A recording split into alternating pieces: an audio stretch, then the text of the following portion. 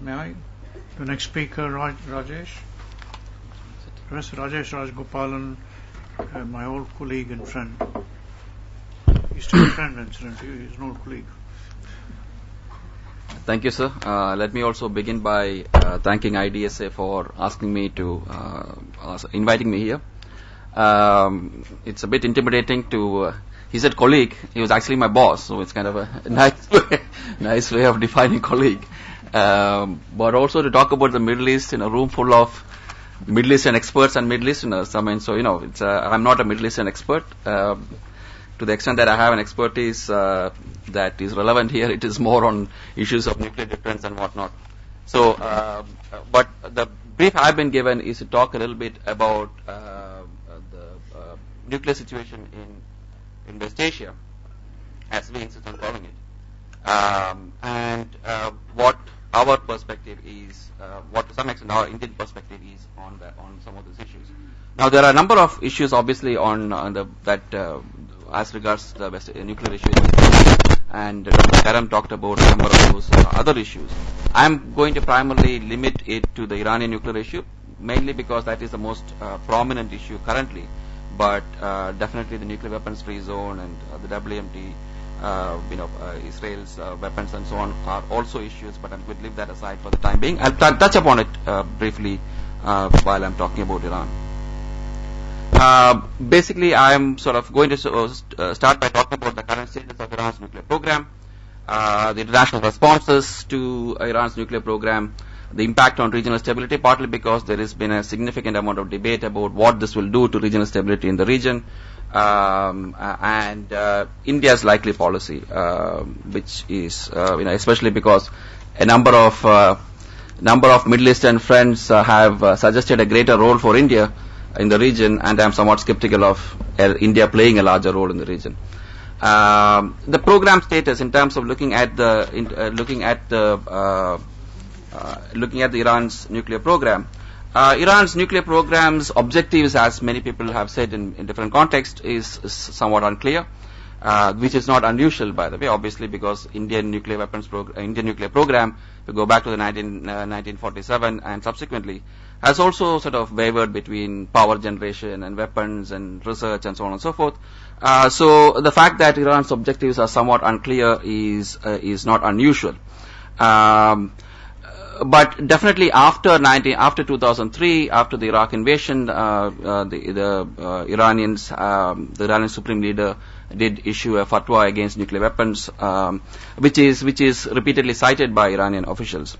But obviously this came immediately after the 2003 invasion of Iraq. So, being a realist, I'm somewhat skeptical about the sudden religiosity about nuclear weapons. The weapons program is thought to have halted in 2003. I mean, that's another part of that. I suspect the effects of the Iraq invasion.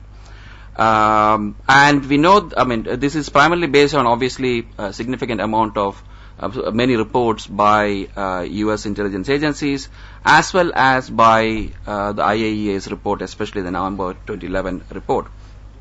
The halt in the program was first reported by the U.S. National Intelligence Estimate in 2007, which has been made public. At least a sort of a version of that, a summarized version of that, is publicly available. But the 2007 report is repeatedly misrepresented, I would argue, because while it did talk about the fact that Iran's weapons program has been stopped or halted briefly, or halted at that point of time. It is talking primarily about the covert weapons program. It is not talking about the entire nuclear program.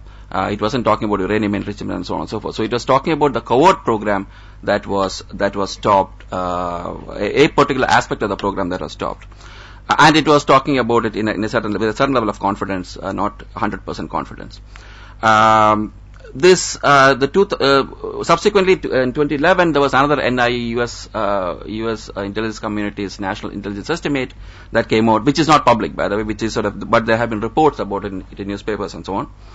That suggests that some parts of the program have been restarted. Again, this 2011 report has been misrepresented because people have said basically that it says essentially that the program continues to has been the halt in 2003 has stays, but some reports suggest that some aspects of the program have been reconstituted and restarted. We don't know for sure because that report is not public.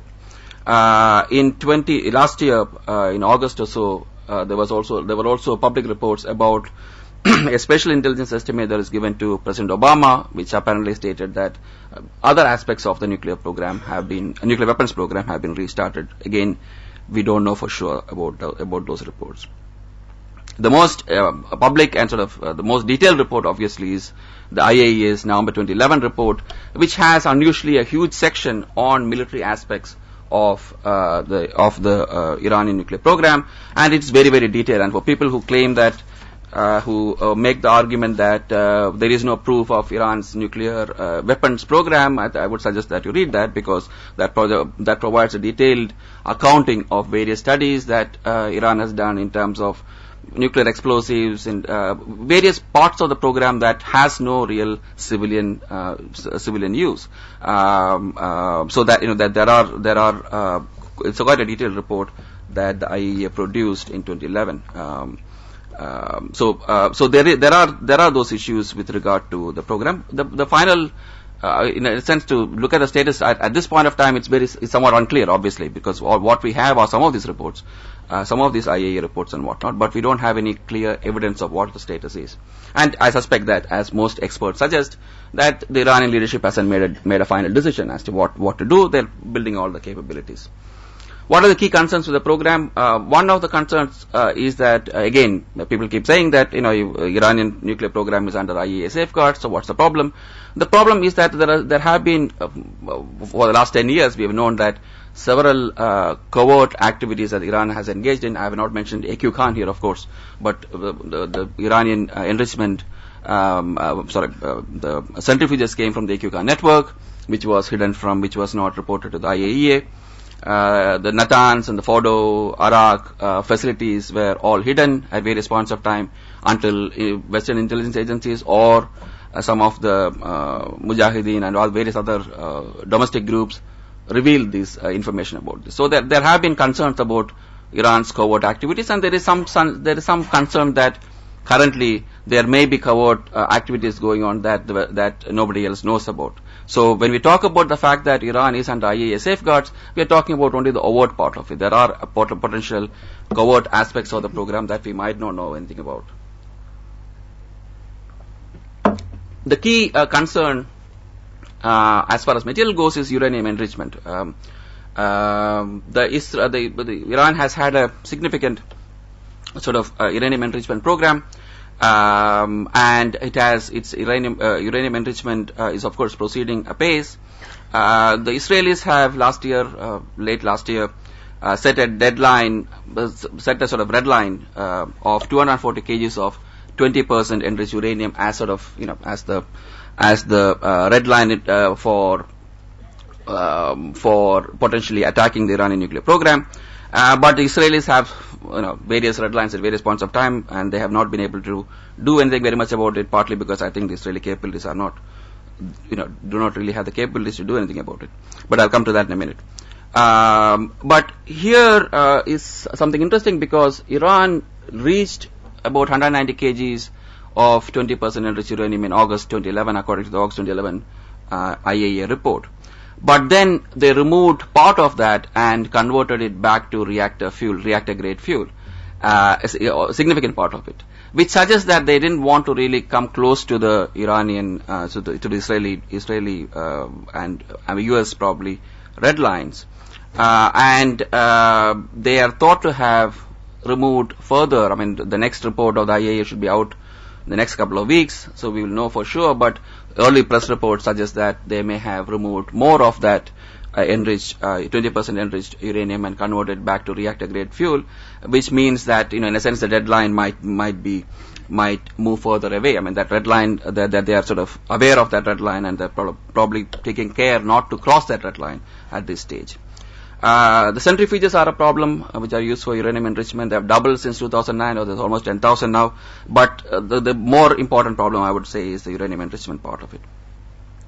There are some breakout possibilities if uranium enrichment continues, especially that we are only talking about 20%, but of course there's other enrichment going on at 3 to 5% enrichment, which experts such as from the ISIS suggest that is enough for 5 or 6 weapons. But obviously that's after it is refined, after it is enriched to much higher levels. So, but that 5% enriched uranium exists within the Iranian system. What are the sort of sources of some of Iranian behavior? What are the international responses to that? Obviously, the key reason for Iranian nuclear weapons, like for most countries, is insecurity. I mean, I would strongly suggest that Iranian insecurity and threat perception from both Israel and the United States needs to be taken into consideration, especially the United States. I mean, not as much Israel, but I would suggest US as a bigger security concern. States that have significant security concerns are difficult to prevent from going nuclear, and I underline difficult. I'm not saying impossible, because we do, of course, have several cases where states that have significant security concerns or perceived significant security concerns have been de-armed or have been denuclearized. Iraq being one, of course, forcibly. But there are also cases of South Africa as another, and Taiwan and South Korea. Taiwan in particular would be an important example, because Taiwan suggests that another argument that is usually made about the Iranian nuclear program, which is that what do you do about the knowledge that has been gained of the establishment? Taiwan also had a fairly large establishment and has been decimated, basically, by the United States. All the scientists scattered, the program itself killed. So, in a sense, it can be done. It's not that it can't be done. So, it has been done in a few cases. But we also know from the experiences of Pakistan and North Korea and even Israel and India that countries with significant security concerns will pursue nuclear weapons. I mean, will not give up on the pursuit of nuclear weapons. So, but that is one aspect of it. That's the demand side, the security requirements. But there also has to be permissive conditions that allow states to sort of pursue those nuclear weapons. And here, I would say that there are currently, at least, significant incentives or at least significant permissive conditions for Iran to pursue nuclear weapons. One is that there is a certain amount of dissonance between the great powers, and one of the reasons why the Non-Proliferation Treaty has become as solid as it did during the Cold War period was because there was significant consensus between the great powers about the need for non-proliferation, about the need for the Non-Proliferation Treaty, about the need to prevent proliferation. But that consensus is breaking down. I mean, I'm not sure that consensus exists anymore. And so that is, of course, has significant impact on the non-proliferation regime as a whole, but also for this particular case itself.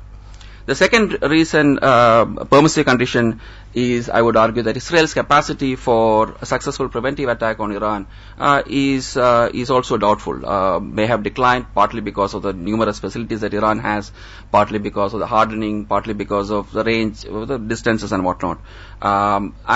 Israel might be able to undertake some kind of an attack, but whether it can do significant damage to the Iranian program is in doubt. The U.S. is, of course, capable. The U.S. could potentially do that, but whether under the current administration, the United States is willing the question is more about its willingness rather than about its capabilities. Now, none of this means that Iran would necessarily go and build nuclear weapons. All I'm suggesting is that there is a potential window of opportunity. States don't always jump through windows of opportunity, but that opportunity is there currently for Iran.